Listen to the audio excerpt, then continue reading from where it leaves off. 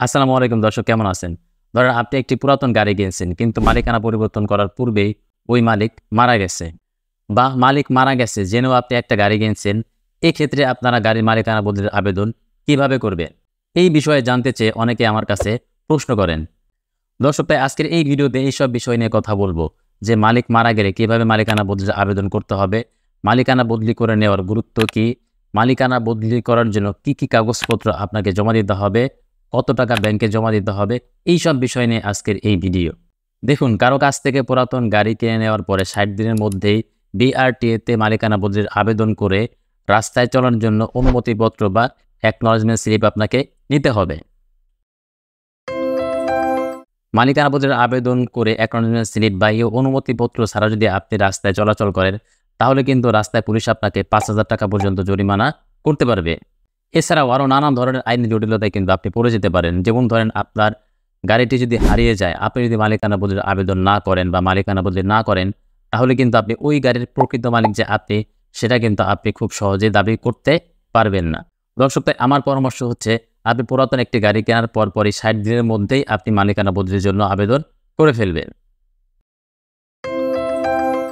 দেখুন, গাড়ির মালিকানা বদলির আবেদন কিন্তু এখন অফলাইন এবং অনলাইনে দুইভাবেই করা যায়। আপনি চাইলে অনলাইনেও আবেদন করতে পারেন, আর অনলাইনে না পারলে আপনি অফলাইনেও আবেদন করতে পারবেন। অফলাইনে বা অনলাইনে কিভাবে গাড়ির মালিকানা বদলির জন্য আবেদন করতে হয়, সেই বিষয়ে একবার শুরু থেকে শেষ পর্যন্ত 2টি ভিডিও আমি তৈরি করে আমার এই চ্যানেল এবং ফেসবুক পেজে কিন্তু আমি আপলোড করে দিয়েছি।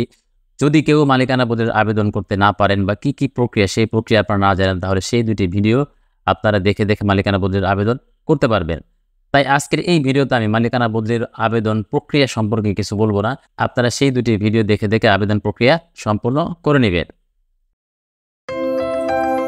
দেখুন, মূল মালিক যদি না থাকে, তাহলে তার ওয়ারিশের কাছ থেকে মালিকানা বদলি করে নেওয়ার জন্য আপনাকে নিম্নোক্ত কাগজপত্রগুলি বিআরটি অফিসে অথবা অনলাইনে যদি আপনি আবেদন করেন, তাহলে অনলাইনে এই সমস্ত কাগজপত্র আপলোড আপনাকে করে দিতে হবে।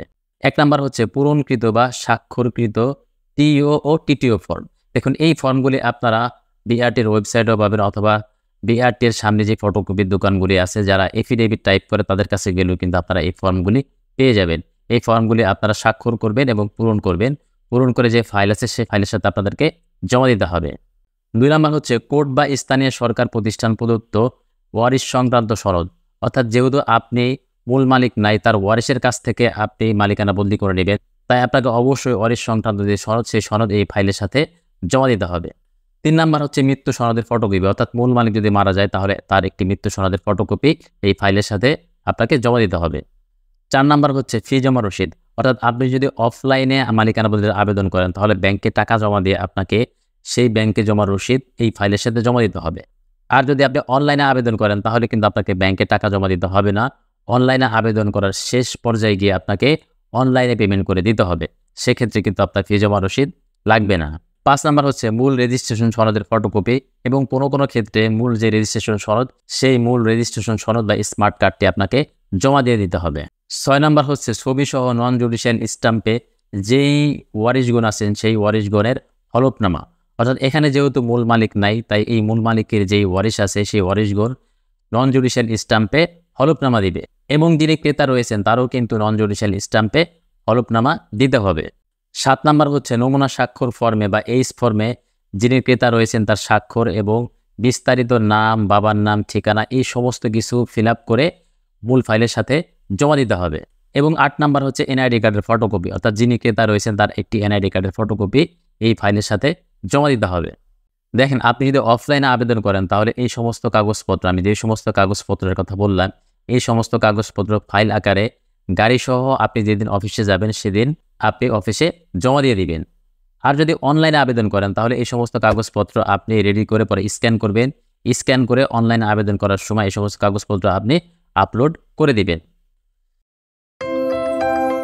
দেখেন, গাড়ির ধরন এবং সিসির উপরে কিন্তু নির্ভর করে যে আপনার মালিকানা বদলির ফি কত হবে। তাই আমি এখানে নির্দিষ্ট কোনো গাড়ির মালিকানা বদলির ফি আমি এখানে উল্লেখ করব না। আমি আপনাদেরকে কয়েকটি সহজ পদ্ধতি দেখিয়ে দিব, যেই পদ্ধতিতে আপনি আপনার গাড়ির মালিকানা বদলির ফি কত, সেটা আপনি খুব সহজেই জানতে পারবেন বা জমা দিতে পারবেন। 1 নাম্বার পদ্ধতি হচ্ছে, আপনি যদি অফলাইনে আবেদন করেন, তাহলে ব্যাংকে যেহেতু টাকা জমা দিবেন, সেই ব্যাংকে আপনার গাড়ির রেজিস্ট্রেশন নাম্বার বা গাড়ির কোনো একটি কাগজ দিলেই কিন্তু তারা সেখান থেকে সফটওয়্যারে হিসাব করে দিবে যে আপনার গাড়ির মালিকানা বদলির ফি কত হবে। অথবা আপনারা যদি নিজেই ক্যালকুলেশন করতে চান যে আপনার গাড়ির মালিকানা বদলির ফি কত, তাহলে আপনারা খুব সহজেই বিআরটির যে সার্ভিস পোর্টাল আছে সেখানে গিয়ে দেখবেন যে ফি ক্যালকুলেটর নামে একটি অপশন আছে। সেই ফি ক্যালকুলেটরে প্রবেশ করে নিবন্ধনকৃত গাড়ির ফি ক্যালকুলেশন একটি অপশন পাবেন। সেখানে গিয়ে আপনার গাড়ির রেজিস্ট্রেশন নাম্বার এবং আপনার ওনারশিপ টাইপ যেই অপশন আছে সেই ওনারশিপ টাইপ সিলেক্ট করে নিচের দিকে একটি ক্যাপচা পাবেন। সেই ক্যাপচাটি টাইপ করে আপনারা খুব সহজে এখান থেকে আপনারা আপনার গাড়ির মালিকানা পরিবর্তনের ফি ক্যালকুলেট করতে পারবেন। আর যদি আপনি অনলাইনে আবেদন করেন তাহলে তো আপনি খুব সহজে ফি ক্যালকুলেট আপনি করতে পারবেন। আপনার আবেদনের একবারে শেষ ধাপে গিয়ে যখন আপনি ফি জমা দিবেন তখনই আপনি বুঝতে পারবেন যে আপনার গাড়ির মালিকানা বদলির ফি অ্যাকচুয়ালি কত। আশা করি দর্শক যারা মূল মালিক তারা মালিকানা পরিবর্তন করতে পারতেছিলেন না অথবা মালিক মারা যাওয়ার পরে কিভাবে মালিকানা বদলির আবেদন করতে হয় তা জানা ছিল না, তাদের জন্য এই ভিডিওটি যথেষ্ট উপকারী ছিল। দর্শক আজ এ পর্যন্তই। এইরকম ইনফরমেটিভ ভিডিও যদি আপনারা আরও পেতে চান তাহলে আমাকে ফলো করে আমার সাথেই থাকুন। ধন্যবাদ সবাইকে।